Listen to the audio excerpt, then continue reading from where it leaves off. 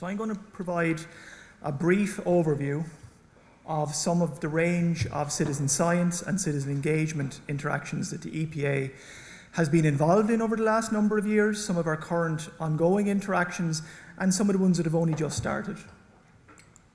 So to put this in some context, in the EPA's corporate strategy, 2016 to 2020, citizen science and citizen engagement links to a key action in that strategy. I think that follows through to the awareness that the agency has that any air quality monitoring programme, for instance, can't cover every locality. And indeed that citizens, as was stated earlier on this morning, are not only recipients of information from bodies such as EPA, but can also become very important providers of data and information back. Indeed, citizens are often very well placed to monitor the state of the environment, be it air or water or other aspects on the ground at any point in time. And citizen science projects therefore provide the opportunities for agencies such as the EPA to obtain information and data on the ground from local communities, but equally by engaging those communities around issues such as air quality to get, I suppose, further value from the larger, I suppose, more institutionalised monitoring programmes that the EPA would have and the fixed monitoring networks. Citizen science and citizen engagement are also one of the three key pillars in our recently launched National Ambient Air Quality Monitoring Programme. And we would very much see that the pillar of citizen science and citizen engagement, together with the other two pillars of an enhanced and improved monitoring network and increasing our capacity in the area of modelling and forecasting, that together with citizen science and citizen engagement, really it can strengthen and enhance those other two pillars and provide indeed more added value for the cost and the capital inputs that are required in rolling out hard infrastructure and developing modelling and forecasting. At the recently held Clean Air Forum in the Hotel de Ville in Paris, this was a forum that was hosted by the European Commission in order to highlight and to look also to see and address solutions for the major air quality issues that we face as Europeans. At this forum, citizen science and citizen engagement was a key element, because for change to happen, for change to be accepted, we need to engage our citizens on the need for that change. And the Director General of DG Environment, speaking at the forum, made the point that all citizens have a right to be informed, and that we, as regulators, need to inform and empower citizens on the actions that they can take in relation to air pollution. And that's very much fitting in with citizen engagement and then citizen science. And if you have engaged citizens, there's a spectrum that then they can move along towards being actual providers back of information. So you can see there's a range of our interactions in the citizen science space over recent years, and I'm going to briefly move through these. And indeed, we're also going to hear from some citizen scientists and from some students. So the EPA has been involved in two different occasions with the EU iSpecs project.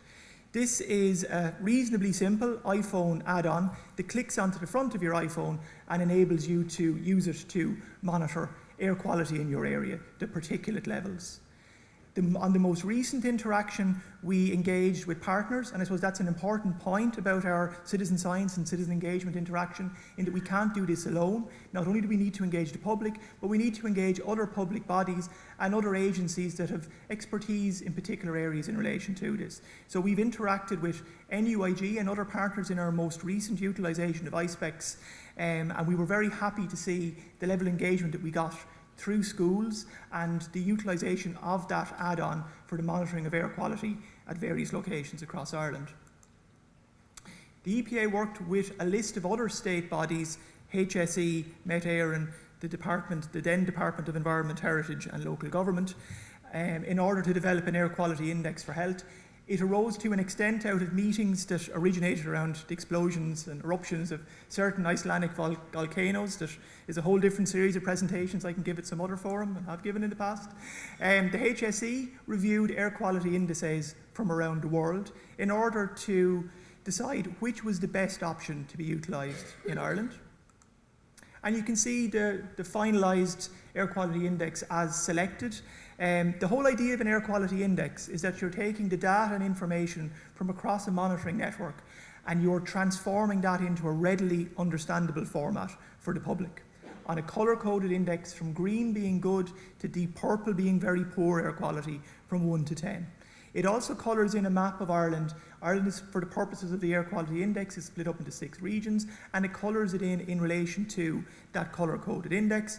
It links through to a Twitter feed, and it tweets twice daily if the air quality is of a good status, and tweets on the hour every hour if it's at a poor status or worse. And you can sign up to that Twitter feed at EPA Air Quality.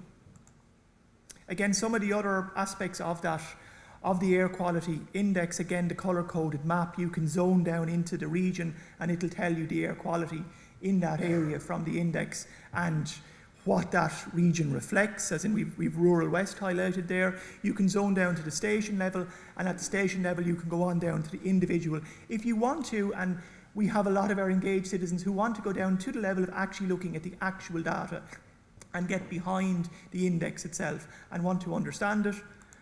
And therefore we have full explanatory documents on our website as well that explain how the index operates, how the bands work, and how it's all pulled together to generate that colour-coded system.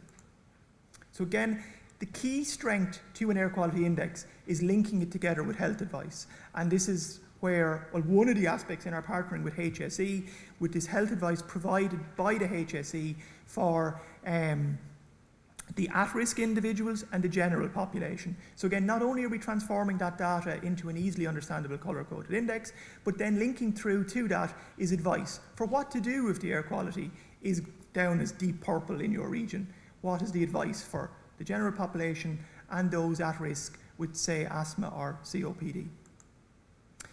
We participated in Waterford Parking Day back in September 2016. Parking Day being an initiative to, I suppose, reclaim the streets, but in a less violent way, for the public for a period of time in order to take back parking spaces for both a public good and an environmental good. And here you can see Arundel Square in Waterford being most certainly taken over by the public for a period of time. We were on the streets ourselves with some lower cost air quality monitoring equipment and engaged with the public over a period of a day. We got some very good interaction from the good citizens of Waterford in relation to both what the monitoring was showing, general air quality, their concerns about air quality, their interests, etc., etc. And it was a very worthwhile exercise. One of my key learnings from the day was, and you'll see this is from one of the local newspapers in Waterford, we were right beside that cow, which was possible, which enabled people to milk it during the day, and it did strike us from a citizen engagement perspective, if we could put an air quality monitor inside a cow for going onto the streets, we'd be on a definite winner. Our scale of interactions varies from the larger interactions with other public bodies, and then we are approached at times by schools, and we were approached by the students and some teachers in this school in Loretto in Kilkenny. They were interested, their geography class, in doing an air quality experiment as part of their class project. So they approached our air team staff in Kilkenny, who were able to advise them of a simple, straightforward experiment to do. And here's the class themselves. So they're going to deploy NOx tubes, a very simple air quality experiment, but giving very valid results at that school for a period of a month. Again, we would hope they're effectively citizen scientists, but equally from the engagement point, hopefully they'll talk to their other classmates, they'll go home and talk to their parents, they'll talk to their friends about the results of that study monitoring in their school. We had an interaction with NCAD and Intel and their MA in Interaction Design course to get a design viewpoint and perspective on how we communicate air quality. Because we're a group of scientists and engineers in EPA, we think our ways of communicating are quite good. We wanted to get a completely different viewpoint on that, and we certainly did. We had 10 MA students that looked at this for a period of over 5 weeks, so we got effectively a year's worth of thinking and thought put into this, and they came up with 3 finalised concepts, and I can readily say I would not have come up with any of the 3 of them if I'd sat down for 3 years. So there was EEC, and EEC is an environmental education kit, primarily and in the first instance focusing on air quality. And as you can see, it has a range of interactions that you can follow through as students go up through the different classes. The very simplest one, you can see the little card with the string coming out of it. It's a spinner. It's a piece of card, you coat with Vaseline, you put out in the schoolyard, it spins in the air, and obviously particles in the air will lodge onto it. So if you have a 6, a 7 or 8-year-old, it's getting that concept, there is pollution in the air, and that you can monitor it in, albeit a very rough sense, and you're getting that level of communication. Then there were further iterations of this to move up through the years. Éireann. Éireann is an art installation designed to communicate air quality, with the idea being that, first of all, you interest the public in something that's bright, that's, I suppose, draws in and draws the eye, and then you start a conversation about air quality. It has an interactive screen, and again, it's one of the projects that we're looking to see, can we move these on in a further space. And then there's CleanLink. We asked the students to think about not only what's available right now, but what might be available in the near future, similar to the sort of technology that Jamie has just been showing. This is a project designed to link together with the Dublin Bike Scheme. So you unlock your bike using a smartphone, and it offers you, it asks, where do you want to go to? Let's say you want to go to Ranelagh from the city centre of Dublin. It'll give you the fastest route to get there, but it will then also give you the clean air route to get there. These culminated in a showcase event called Something in the Air. And rather than me saying anything more about these, let's hear from the students themselves.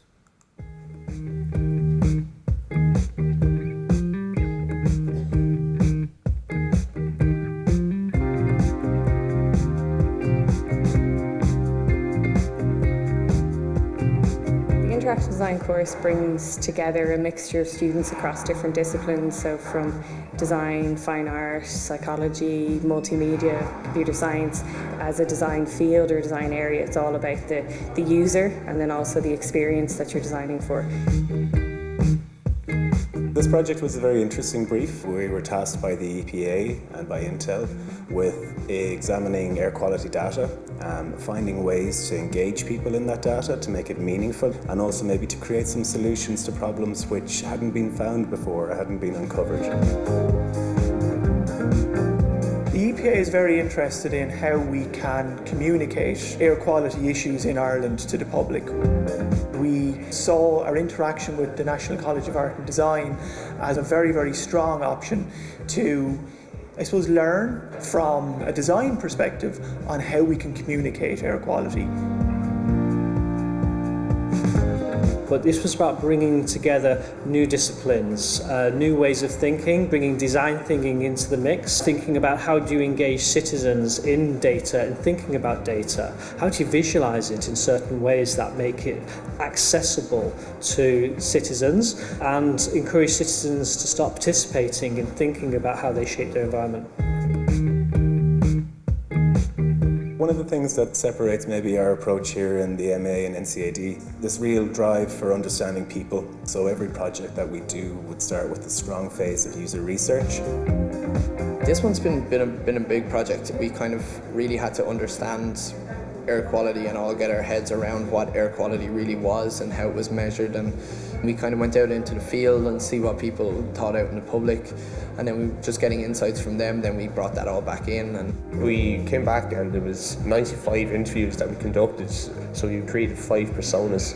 We made the rural, urban and the vulnerable. That way we were able to go forward to conceptualize ideas. Yeah, sticky notes, posters, more sticky notes on the floor, on the walls, everywhere. From that we went into groups, so then the groups would make up their own solutions and ideas. Once you get into concept generation, then you reach that whole other stage of like iterations. So you're constantly like developing something and self-criticizing, and then through tutoring and stuff, and the design is constantly changing. It's a huge amount of work. The students have been in here 12 hours a day for the last couple of weeks. Design isn't easy, it never has been. Most of design is invisible, you don't see it in the final result. But in good design you can see that things have been considered. They fit into the right situations. They don't create problems, they create solutions. It's nicely paced. We've had the opportunity to spend a good 2 weeks of research, solid research, and then that's led into 3 weeks of design and prototyping. So it's been a nice mix. We had a concept review, at which point they presented a wide variety of concepts, and then getting a lot of feedback from both industry and us as tutors, they then decided on which to focus on and which to bring forward. It's been very interesting to see, coming back week after week, to see the progression of those concepts, those ideas, their willingness to receive some sometimes quite harsh criticism and to work around those, think about the implications, and then end up with some great projects. The project partners, Intel and the EPA on this, were brilliant. The input they brought, the amount of people that came along, really gave us that kind of embedded sense of what's important to these organisations and how we could then translate that for the public. My own particular group that I'm part of, we're looking at the most vulnerable road users, which would be inner city cyclists, how we could maybe present the data to them in such a meaningful way that they'll be able to acknowledge that there's cleaner potential routes they can take. So we are going for quite an eye-catching public display of data, which we're hoping will be quite an interactive piece too, as people can come up to the piece and check different areas for air quality. We're designing educational kits for primary schools, targeting 5th and 6th class mainly. Yeah, we were really happy with the solutions that came about in the time frame that we had. The students pushed themselves really hard. They cared about this project, you could tell in how far they went in the time we had. And you had them engaging with areas which are totally non-obvious at the beginning of the project. We were really very proud of them at every stage, but that final presentation was really great to see them really take it to in kind of another level, really. We have been very impressed by the sort of thinking, the depth of thinking, the quality of thinking that has gone into how the data that we gather can be relayed to the public, and we would look forward to sort of the further outputs out of this process. They've really pulled out some great concepts. There's a whole bunch of concepts there that were discarded along the wayside. I'd like to go back and explore some of those. So there's a huge amount of things here, both from the perspective of Intel and the EPA. I think we're all very pleased with this co-development process.